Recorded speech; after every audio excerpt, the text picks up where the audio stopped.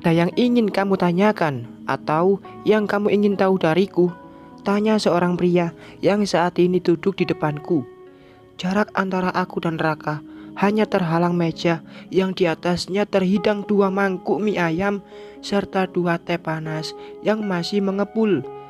Setelah membeli beberapa barang yang katanya untuk seserahan, calon suamiku ini mengajakku untuk mengisi perut dengan jajanan yang berada di sekitar toko tadi. Pantas jika Raka bertanya seperti itu padaku, karena memang sejak tadi aku hanya diam dengan memperhatikan dia. Menurutku, apa yang Raka berikan cukup berlebihan. Membeli barang mahal dan bukan hanya satu jenis barang. Pemborosan menurutku. Kamu punya uang dari mana? Pertanyaan yang keluar dari bibirku mampu membuat pria itu tercengang. Ia mengangkat kedua alis hingga keningnya sedikit menggerut. Kenapa bertanya seperti itu? Raka balik bertanya. Ya, aku rasa apa yang kamu beli itu berlebihan, kah? Seharusnya kamu tidak membeli barang dengan harga yang mahal untukku. 5 juta hanya untuk keperluan perempuan. Itu mahal, kataku, mulai menggeliat unek-unek. Tidak ada yang mahal. Menurutku itu wajar. Seperangkat alat sholat, 3 setel pakaian, kerudung, sepatu, tas, 1 set make up. Dengan harga segitu itu wajaran. Masalahnya apa? Aku mengembuskan nafas kasar seraya bersedekap dada. Makanan yang terhidang masih belum tersentuh. Bahkan kini asapnya sudah tidak mengepul lagi. Rincian yang barusan disebutkan Raka itu sedikit. Tentu saja menurutku kemahalan. Biasanya para pria di kampungku yang akan menikahi kekasihnya hanya butuh uang 1 juta untuk membeli semua yang tadi disebutkan Raka. Tapi Raka membeli semuanya dengan harga 5 juta. Bahkan harga segitu bisa cukup dengan mahar 1 set perhiasan bagi pria lain. Tapi kata Raka, perhiasan untuk mahar sudah Bu Fatma beli setelah lamaran kemarin. Oh, sungguh pemborosan. Senang? Sebagai calon istri aku senang. Bohong jika aku tidak merasa tersanjung. Namun yang belum mendapat jawaban adalah dari mana Raka mendapatkan uang sebanyak itu. Apa menggunakan uang orang tuanya? Itu yang tidak aku mau. Aku tidak mau dibilang materialistis oleh keluarga Raka karena dia yang berlebihan. Rania, harga segitu untuk keperluan kamu menurutku wajar, tidak mahal.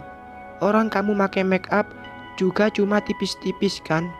Aku menganggukkan kepala. Pakai baju bagus cuma untuk pergi-pergi saja kan? Mukena yang paling bagus yang kamu punya itu dipakainya hanya Idul Fitri saja. Jadi harga segitu cukup murah karena tidak akan habis dan rusak dalam kurun waktu 1 tahun. Aku hemat bukan? Ujar Raka tersenyum seraya meneguk teh miliknya. Sontak saja aku membulatkan mata lalu mengambil tisu dan melemparkannya ke arah Raka. Mendapatkan lemparan dariku, Raka tertawa. Dia mulai menikmati mie ayam dengan 1 sayap ayam di atasnya. Dasar, seloroku. Seraya mengambil garpu, kulahap mie ayam yang sudah menghangat. Seraya menikmati gemericik air hujan yang turun dari langit. Entah kebetulan atau memang takdir Tuhan, setiap aku jalan-jalan dengan Raka pasti saja diiringi hujan yang membasahi bumi.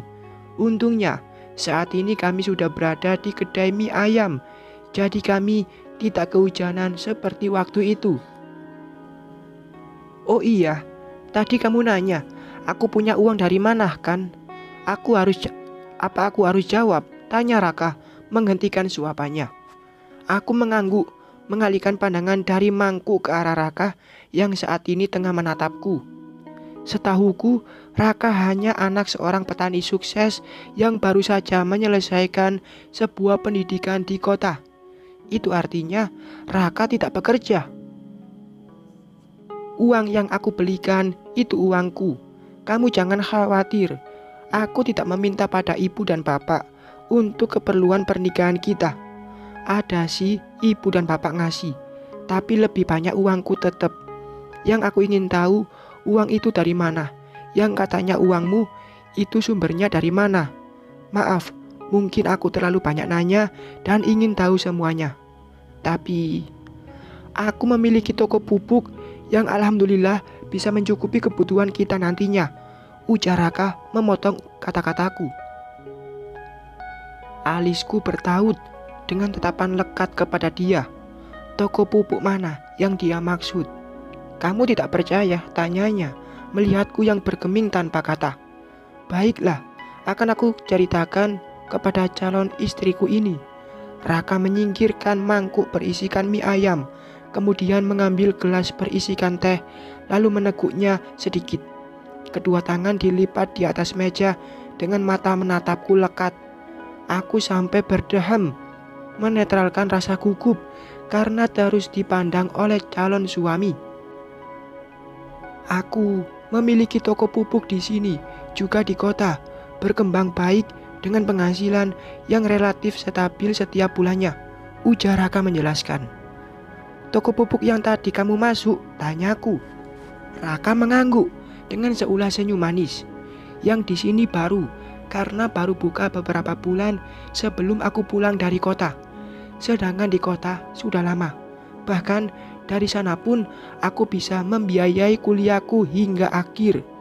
Ada yang mau ditanyakan lagi? Ujar Raka memajukan tubuhnya hingga semakin dekat denganku. Kusingkirkan mangkuk, melipat kedua tangan di meja seperti yang dilakukan Raka. Tidak ada, sudah cukup, kataku menatap dua manik hitam pria itu. Yakin? Aku mengangguk pasti. Kamu tidak mau nanya tentang kesukaan aku apa gitu? Alisku saling bertautan. Haruskah aku bertanya demikian? Bukankah kita akan menikah? Dan nanti pun sedikit demi sedikit akan tahu tentang kebiasaan masing-masing. Emangnya kamu suka apa? Tanyaku sedikit melebarkan mata. Raka semakin memajukan tubuhnya hingga wajahnya begitu dekat wajahku. Degup jantungku kian berdetak kencang saat dia berbisik di telinga. Suka kamu yang aku sukai. Cepat-cepat aku menarik diri lalu menggeser mangkuk yang masih berisikan mie ayam di dalamnya. Satu suapan mie ayam mungkin akan bisa membuat Raka percaya jika merah di kedua pipi ini akibat rasa pedas, bukan merah merona karena malu. Hal yang sama pun dilakukan Raka hingga akhirnya kami saling diam menikmati makanan kami masing-masing. Selesai mengisi perut, Raka membawaku pulang. Tidak lama dia di rumah hanya untuk berbasa-basi dengan ibu, lalu dia kembali pulang. Itu apa, Ran? Tanya ibu melihat paper bag di tanganku. Baju dari Raka, Bu. Tadi dia mengajakku membeli barang buat seserahan dan seperangkat alat sholat untuk mas kawin. Aku disuruh milih, tapi kutolak. Lihat harganya, bikin aku istighfar berkali-kali, Bu. Aduku pada ibu. Wanita yang telah melahirkanku 25 tahun yang lalu itu terkekeh mendengar jawaban dariku. Kemudian tangannya membuka isi dari paper bag yang aku bawa. Setelahnya bagus, Ran. Kainnya juga halus, cocok buat di daerah panas seperti ini. Ini kamu yang milih? Aku menggeleng. Semua yang tadi dipilihkan Raka. Namun aku suka semuanya. Raka tahu yang pas dan cocok untukku. Hanya satu setel pakaian yang diberikan Raka, sedangkan dua dan barang lainnya dia yang simpan untuk seserahan nanti. Sudah, simpan ini dan siap-siap untuk pergi, tutur ibu. Kita akan pergi kemana? Tanyaku. Kita akan pergi ke rumah bibimu untuk memberitahukan tanggal pernikahan kamu dan Raka. Bagaimanapun mereka saudara kita, dan hanya mereka saudara kita. Aku mengembuskan nafas kasar. Rasanya enggan untuk bertemu kedua saudara ibu itu. Apalagi Bik Neneng yang sempat menawarkanku pada pria berbulu itu. Sungguh aku kesal jika mengingat hal itu. Kok melamun? Cepat simpan bajunya dan kita pergi sekarang. Mumpung hujan sudah reda, tutur ibu lagi. Meskipun malas, tapi akhirnya aku menuruti perintah ibu. Setelah menyimpan pakaian pemberian dari Raka, aku dan ibu pun pergi ke kampung sebelah, tempat di mana dua saudara ibu tinggal. Kami jarang ke sana, karena memang ada tirai yang menjadi pembatas kami dengan mereka. Aku dan ibu yang hanya orang biasa, sedangkan mereka orang berada, beda level. Bersambung.